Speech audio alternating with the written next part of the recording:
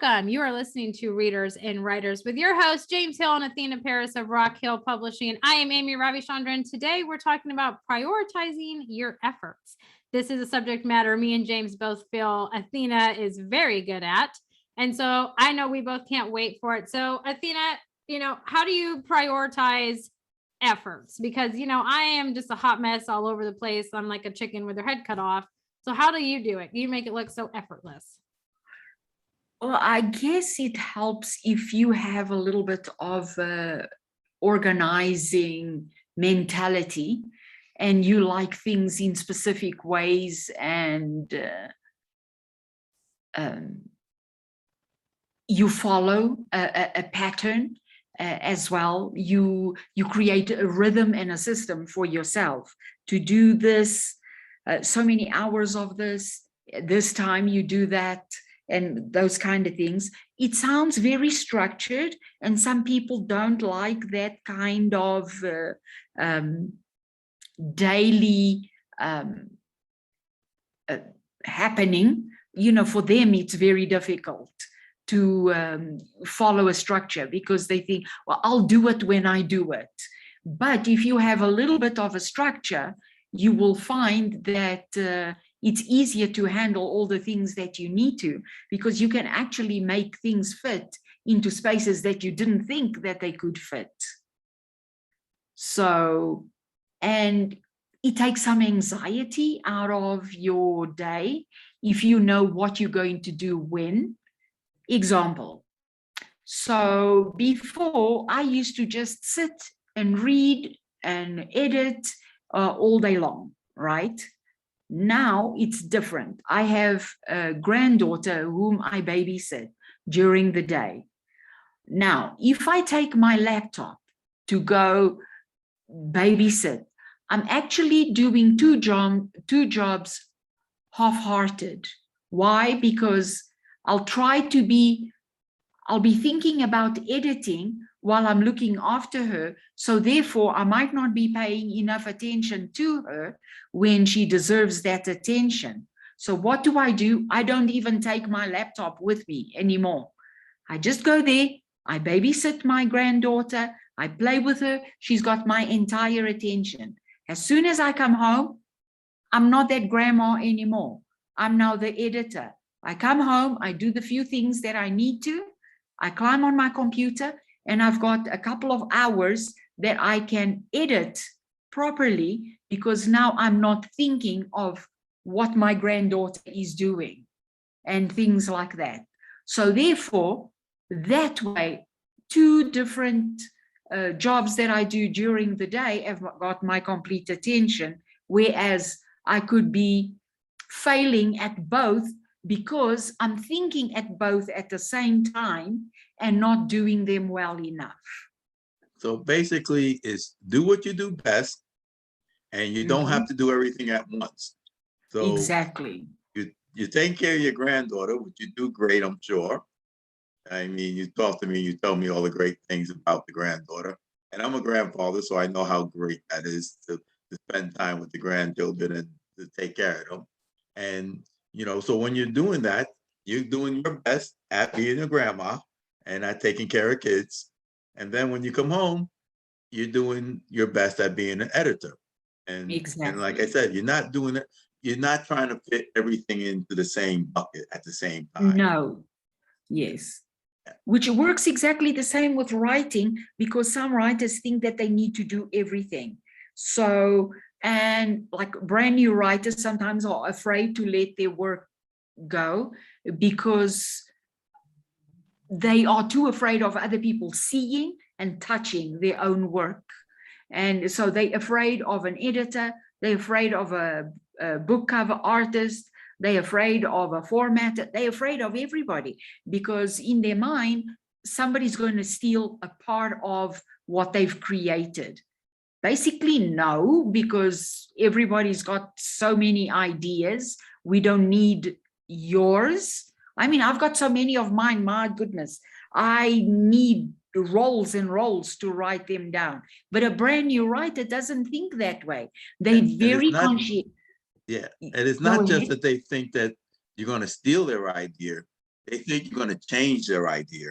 And There's that especially as well. editors and book designers, you're going to change it. And after all, it's their idea and it's perfect in their mind. Yes. What they have written is already perfect. And how dare you come by and change what I had done?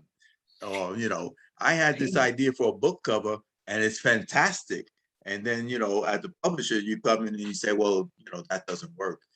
We're going to go do this. And it's like, an arrow through the heart, and because of the creativity that it is. But even as publishers, we realize, okay, we can't do everything ourselves either. And therefore, we hire somebody else who is an expert and a pro at what they do. So instead of saying, I need to do the book covers, I need to do this, I need to do that, I need to do all of these things as a publisher, I say, I need a person who can do book covers. I need somebody who understands and knows how to do. I've done a lot of book covers for the company and for myself, and I know how long it takes me. And it may take me days or weeks to put together a book cover. And I know the programs. I mean, I'm a programmer by heart and by trade. So I know how to work the programs, but it's still a lot to do. And it's still parts of the program that I don't understand because I'm not an artist, So where people know how to do shading and they know what all these other terms mean in the program, that's why I hire somebody. Because why put on the hat and then learn how to wear it? Whereas it will be faster, easier, and better if you hire somebody who already knew what they were doing. Yeah, exactly. And that's how you prioritize your efforts. You know what you like, you know what you want. You don't have to be the one to do it. Yeah, and you don't have to do everything at the same time, because sometimes you have to break down things and do them over time, whereas you overwhelm yourself. It's not good to overwhelm yourself with everything at once. At this time, I must do this now. You don't have to do it that way. Think about the steps and when what must happen and how it must happen. And then you go down those things. So you create, a calendar for yourself to do certain things over certain times. And that works much better. In government work, we always used to say everything in priority one and everything should have been done yesterday. Right. So when we're talking about, having to do, in working for the government and doing things for the government, it's always, you got a dozen things to do. Well, what's the priority here? And it's all priority one, everything we need done now. And something we need done yesterday. So, but things don't work that way, and they shouldn't. It's the confusion between important and urgent. Right. Everything is important, but what's urgent now? So that's what you need to look at. And then you go down your, you should write it down. I mean, it's helpful if you write it down, you put it on point form and you say, first, I'm writing the story. Second, I'm going to read it a couple of times, so I'm going to do some self-editing. Once I've done that, I will find an editor or I'll find beta readers to go over it. After that, I will find an editor. After the editor, I will go over it and see if we agree in what's being done to it, because there's different editors, of course, that do different things. And it's very important that you have either one person who can do all three, or you hire different people to do the different parts of, which can cost you more, but can help you create a better work. And then you must know, when I reach a certain point, I must start thinking my cover. Am I happy with my title? Do I know someone who can do these covers? Or can I give my idea to a book designer? Will they be able to bring my idea to light, and does it work? What does my genre say is successful as a cover? Because that's very important as well to look at, is what works, what fonts work. Not everything is for everything. Right. Certain things go with certain genres and colors, fonts, design styles, and things like that. So you need to think about things like that. And then what's my marketing? Who am I approaching? Who are my readers? Do I have a fan base? Will I reach them? What else do I do? What do I need to do that's different?